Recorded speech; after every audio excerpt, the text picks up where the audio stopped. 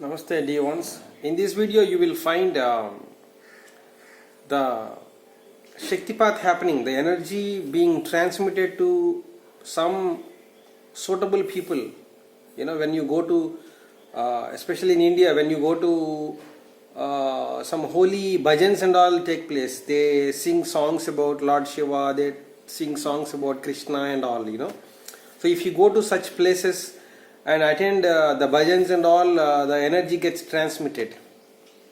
Not only in India, but also in Sufism, in Islam, and also probably in Christianity. You know, if you go to some places where the priests, people who do some spiritual practices in their own religion, you know, they carry some cosmic energies and they are connected to the nature and all, and from there, because of their presence, when they sing songs or probably because of their presence, the cosmic energy again gets transmitted to the people around, and how they behave and all, you will see. Some people dance, some people move their bodies, some people even close their eyes and move, and things like that you will see.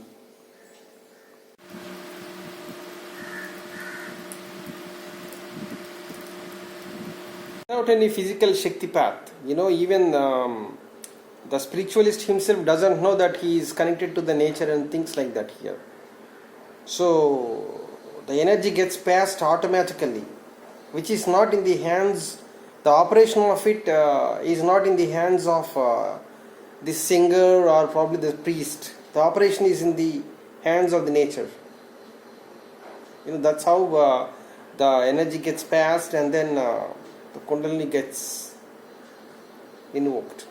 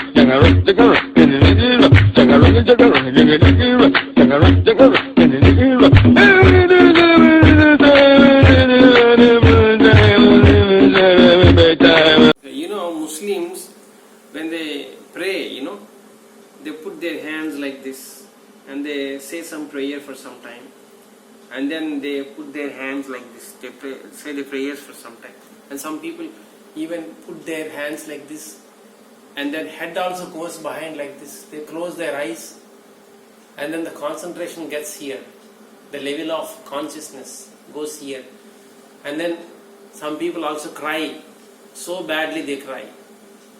Why? You know, these are all like mudras, basically mudras of meditation. Has anybody taught them yoga or something? Nobody has taught them. They are connected to the supernatural power. Whatever could be the religion, they are connected through to the supernatural power through the nature, and then based on the level of their consciousness, their body goes through certain movements and expressions, crying and all these, and these things are also spanda, basically spanda movements. The language Arabic is also one of the oldest languages in the world, and that language also has certain sounds that actually affect the chakras. Very few people know about it. So the Arabic language connected with the prayers and sounds, you know, obviously their chakras, their consciousness moves upward, and then they go through all these movements.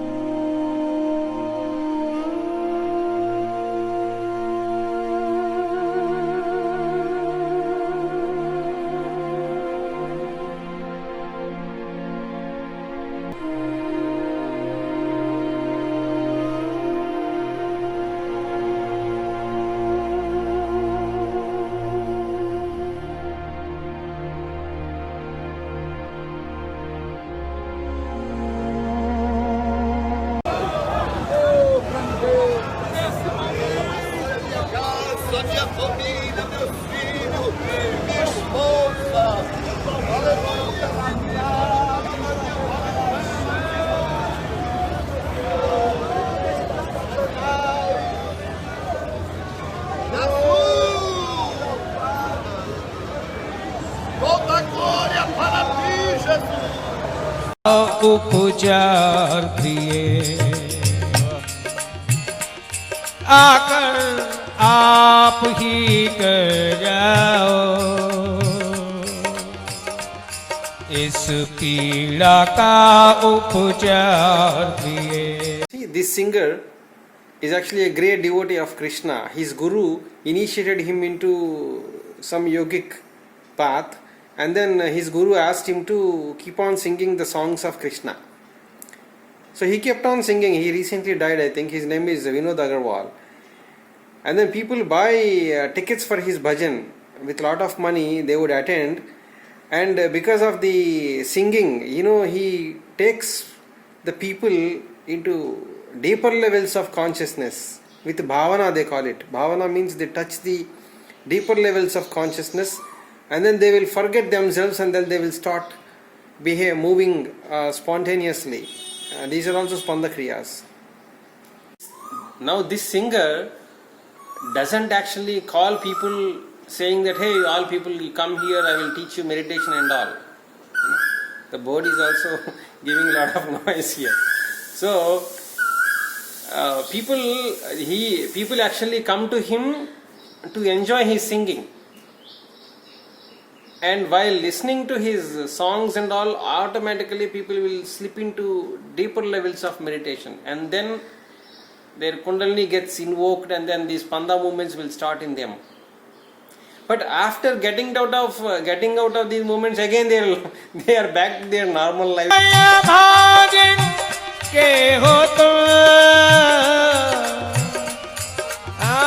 जीवन का श्रृंगार प्रिय तुम जा सावरिया आगिरदारी मेरे सजना बनवारी.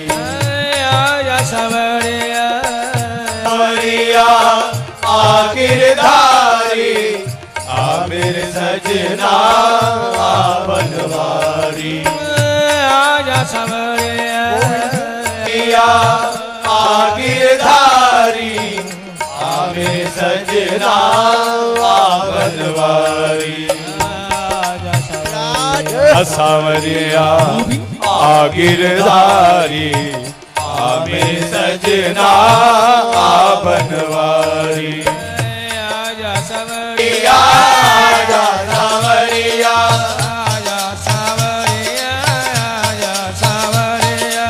आजा सावरिया आजा सावरिया. गोविंद गोविंद गोविंद हे गोविंद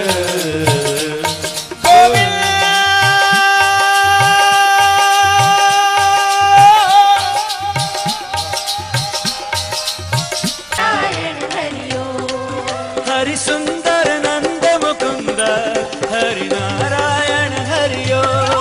हरि सुंदर नंद मुकुंद हरि नारायण हरिओ. हरि सुंदर ISKCON dance, in ISKCON dance, it's not actually, people are not taught as to how to dance. Chaitanya Mahaprabhu, who used to live in many centuries ago, he used to dance standing on the toe, the big toe. Means that big toe is the sign of Kundalini. He used to almost dance on the top layer of the floor. That's the sign of Kundalini. And even in this video you can see that an old man dancing and rotating. All the others are dancing normally, but this old man especially, is spinning. Because he is lost into the devotion. Through devotion he is got connected to the Krishna's consciousness, and then he is spinning.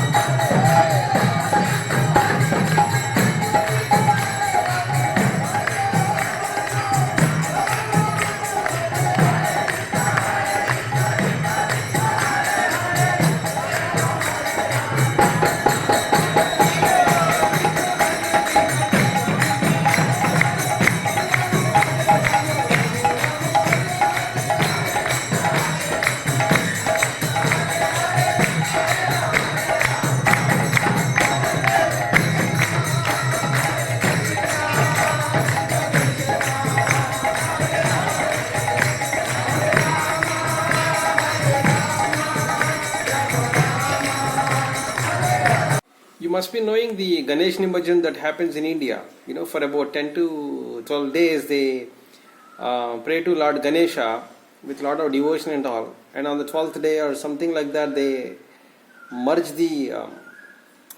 the idol into some lake or something like that. So during this process, you know, most of the youngsters especially like this very much.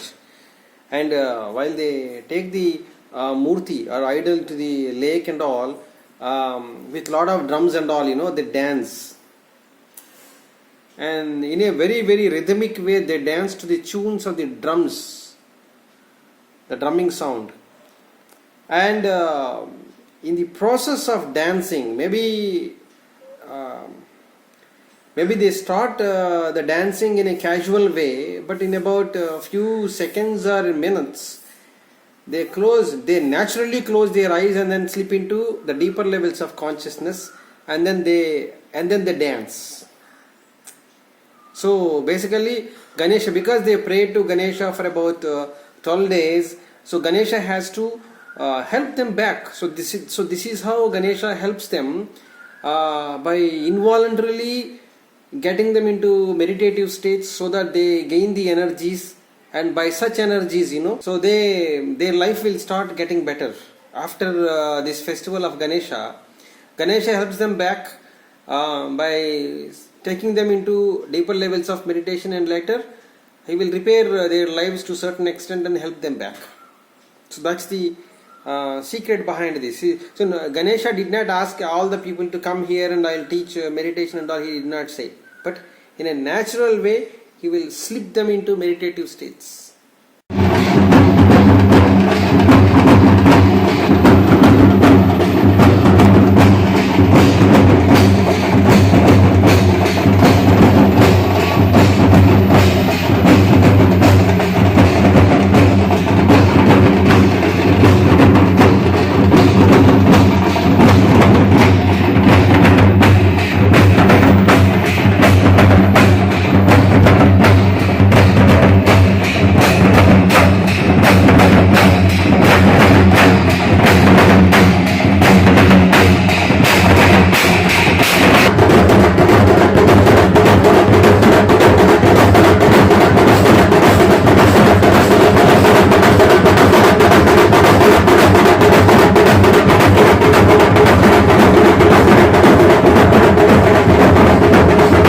People should be knowing Osho.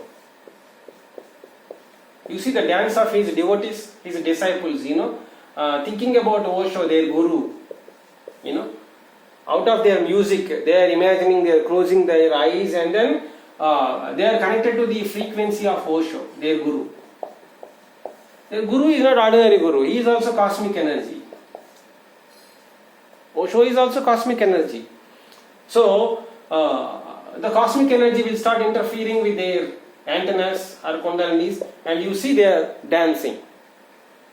And it's not ordinary dance. You must have seen some of them are actually, this is the floor, they are going, they are jumping, their feet are going up. And you know what happens? The big toes, the toes will touch the floor, and they will start probably standing on just big toe. The big toe is actually the sign of Kundalini. Big toe is the sign of Kundalini. In case you were hurt at your toe, big toe, before your involuntary kriyas, that means that it was a natural accident. Natural accident that actually hit your Kundalini and it has awakened your Kundalini. Okay, so these people are dancing like that, you see. It's not ordinary dance. It's again Kundalini dance. Osho also taught about the same phenomenon. They don't have to dance only to this divine music. Probably they can also put some rock music or disco music and all, and they can see. Outside you only see disco music, but inside, everybody is inside. They are connected to Osho or whatever the divine energy. Because of that, they will start dancing. Their Kundalini will start responding. And Osho also tried to do the same Kundalini awakening through such kind of dancing. He was not ordinary guru, he was a great guru.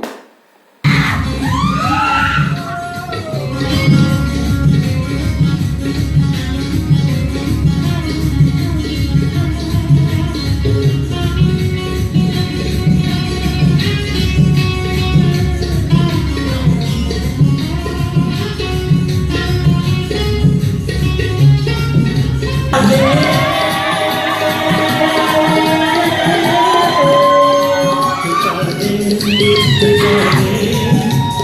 हस्ती को show मिटा दे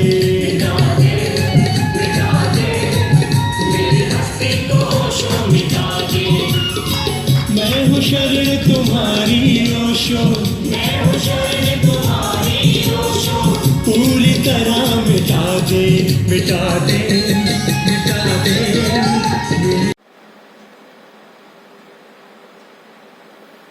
So you see all these people out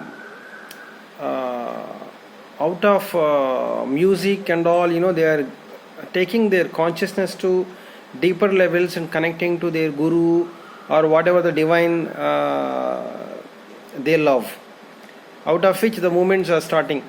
These movements will give them a lot of joy for about 10 minutes or 15 minutes. They would enjoy, but once they get out of the joy, again they will slip into their normal life, and then they will tussle with their normal situations. Their gunas and all will start dancing, and then they will show all their traits to the people.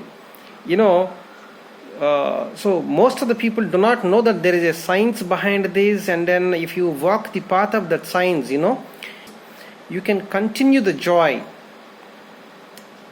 for 24 hours. While talking to the customer, you can have the joy within. While driving the car, you can have the joy within. While interacting with your children, you can have the joy within. So how to continue the joy? It doesn't mean that you always dance. I don't mean by that. So without the movements that you will have during driving the car, and then by operating the computer and all, also are those movements. And making the consciousness in communion with those moments of your regular life will keep the joy forever.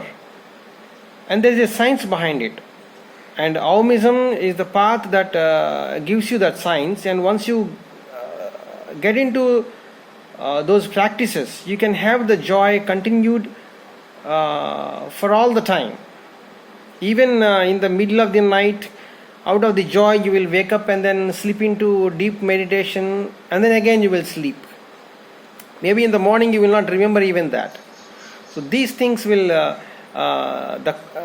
these things will happen in the path of Aumism.